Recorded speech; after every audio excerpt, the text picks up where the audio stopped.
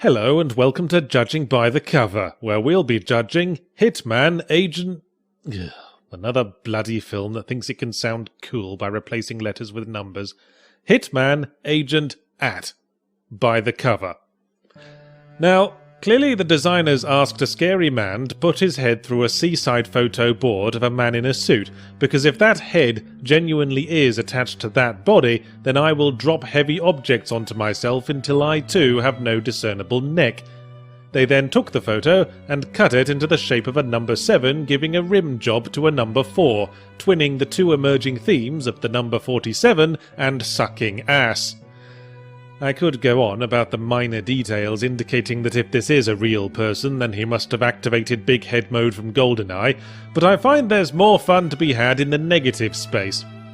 The white spaces on the left, for example, evoke to me a person with a massive triangular head shrugging their shoulders at Mr. Hitman, perhaps saying, "Well, what do you want from me?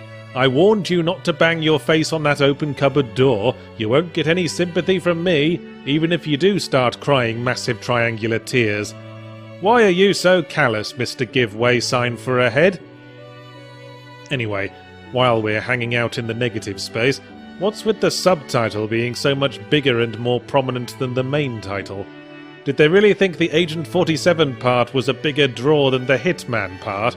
Ugh, Hitman, a dangerous killer in the business of life and death. Yawn. Oh, wait a minute.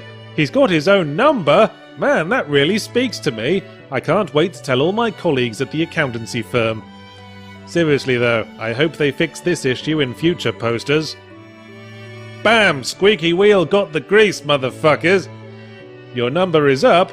Oh, I beg to differ, Mr. Tagline. Our number is down, safely tucked away where it can't hurt anyone. So this poster's combining the back view of protagonist thing from Bloodborne with the single-point perspective thing from Arkham Knight, which is such a brilliant idea, I wonder why it's never been done before. Oh. Side by side, they kinda look like they're standing at the urinal, don't they?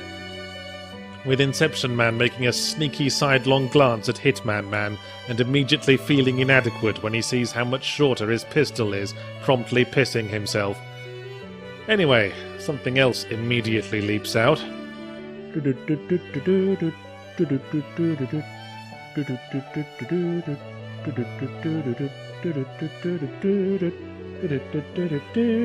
What's the matter, guys? Couldn't find 2 attack helicopters on Google image search? Maybe you could have used the one that was casting this reflection, because it doesn't seem to have anything to do with either of the helicopters you have got. Come to think of it, everything reflective in this picture is reflecting something that isn't fucking there. Where is this building? Or these buildings? Maybe this picture is capturing the outbreak of war between us and the mirror universe. I know what you're thinking, viewer. You're thinking that all these soldiers are here to arrest Mr. Hitman. That can't possibly be the case, because Mr. Hitman has only just arrived, judging by the way his tie is still flapping. Maybe there's a strong wind coming from the right, but if there were, it would have blown away the 2 paper cutouts of helicopters.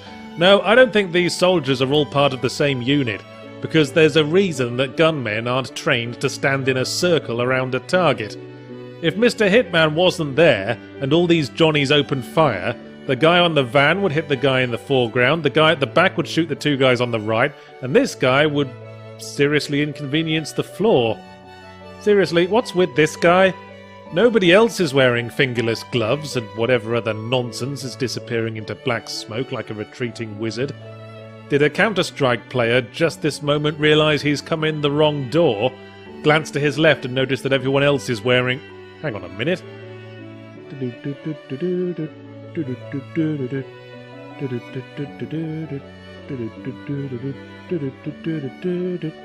Well, I think that confirms the invasion of the mirror universe theory.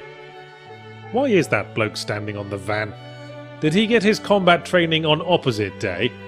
Now, how should one employ a vehicle in a firefight? Use it as cover? Or get inside it and drive to somewhere where there isn't a firefight? Wrong! You should, of course, stand on the roof, as obviously as possible, and try to intimidate people by threatening to jump on them. Next week, you'll learn how to paint a massive fucking target on your face. Actually, maybe he's just jumped down onto the van from above. Yeah, I guess he was hanging out with the guys on the top of the buildings and decided he'd learned everything they had to teach him. Maybe that's just where they store the guys who aren't quite ready to join the big boys, because I've just noticed this bloke seems to have forgotten to bring a gun. He's not letting that get him down, though. He's still miming, hoping no one notices. Godspeed, little champion. You'll show them one... Wait a minute.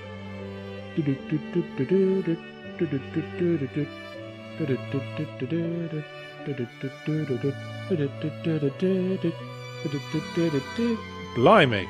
You see it everywhere once you start looking for it, don't you? Not unlike racism.